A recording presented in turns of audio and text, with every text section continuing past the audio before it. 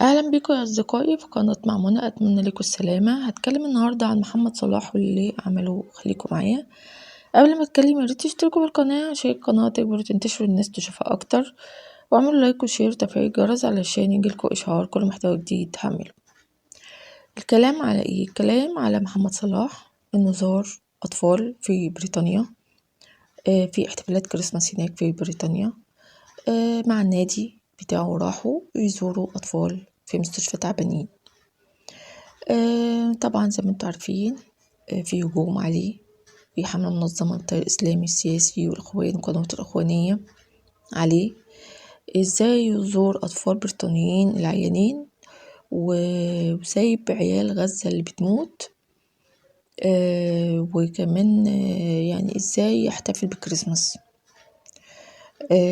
مع انه يعني هو محمد صلاح اهتم قوي بغزة ومتعاطف مع غزة وعمل فيديو وقدم مساعدات كتيرة لغزة، وكمان عمل فيديو كبير يعني مشهور بيساعد غزة وكده، وبيتكلم عنه الحرب تقف بسرعة.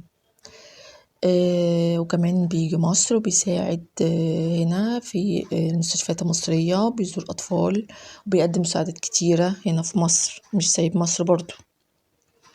مش عارفة هم عايزين ايه، الهجوم اللي عليه ده عايزينه ايه، يعمل ايه؟ عايزينه يحارب إسرائيل يعني؟ مش عارفة.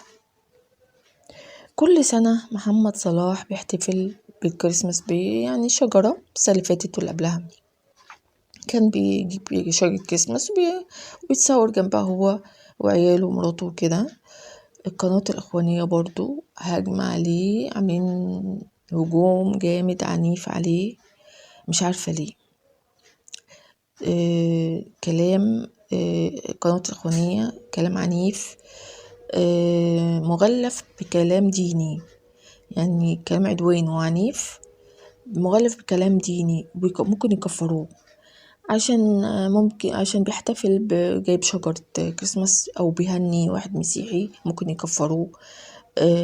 بيهاجموا بالأعياد المسيحية، إن احنا ليه بنحتفل بالأعياد المسيحية أو ليه بنهني ناس مسيحيين. هم عايزين يعملوا انقسامات، عايزين يعملوا تفرقة في المجتمع المصري، وده مش هيحصل أبدا. احنا مصريين من زمان على كده، احنا قاعدين مع بعض، عايشين مع بعض، بناكل مع بعض. المسيحي بيحتفل برمضان زينا بالظبط، ممكن العيال تجيب فانوس رمضان. المسلمين برضو بيحتفلوا بالكريسماس ويهنوا المسيحي عادي، وبينزلوا مع بعض ويخرجوا ويتفسحوا مع بعض، ويجيبوا المسلم ممكن يجيب شجرة كريسماس في البيت عادي.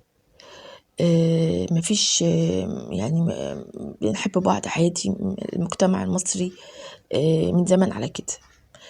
التيارات الإخوانية طبعا والتيار الإسلامي مش عايز كده، مش عايز إن احنا نهني مسيحيين، لا، عايز يربوا العيال الصغيرة العنف والعدوان، إنهم المسلمين الصغيرين يطلع إرهابي كبير وإيه ويقتل ويحط قنابل جنب الكنايس عشان دول مش كويسين.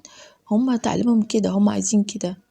التيارات الإسلامية عايزة كده، عايزة إن المسلمين يكرهوا مسيحيين ويعملوا تفرقة، والعيل الصغير المسلم لما يكبر يطلع إرهابي بقى كبير، ويحط قنابل بقى في أي كنيسة، ويعملوا تفرقة في البلد وكده يعني. والإخوان عايشين فين؟ عايشين في أمريكا وبريطانيا، في المخابرات البريطانية والأمريكية. هم عايزين إيه؟ عايزين يعملوا انقسامات في البلد، عايزين إن مصر تبقى زي السودان منقسمة، كل ملة في حتة شكل، وعشان تبقى ضعيفة زي السودان كده، ما اتفرقت بقت ضعيفة جدا. والكلام ده مش هيحصل أبدا. مصر قوية، والمسيحي والمسلم بيحبوا بعض من زمان على كده وعايشين مع بعض. محمد صلاح زار أطفال تعبانة في بريطانيا، ودي حاجة إنسانية، يعني المفروض ما نفرقش لا طفل مسيحي ولا طفل مسلم ولا طفل ملته ايه، عربي او اجنبي. المفروض ما نفرقش، دي حاجة انسانية، طفل تعبان. ده اللي اتعلمناه في ديننا في الاسلام. على فكرة محمد صلاح متدين جدا زي ما انتوا عارفين. فطبعا محمد صلاح مش ههتم بالكلام اللي هما بيقولوه ده. وانا على فكرة انا مسلمة، عشان في ناس ما تعرفش انا مسلمة ومتدينة برضو. بعرف حاجات اكتر من الكلام الاخوان اللي هما بيقولوه. ماشي. الحلقة كده خلصت، ياريت تتفرجوا على الفيديوهات القديمة وتستنوا فيديوهات جديدة، تعملوا لايك وشير وتفعيل الجرس. والسلام عليكم ورحمة الله وبركاته.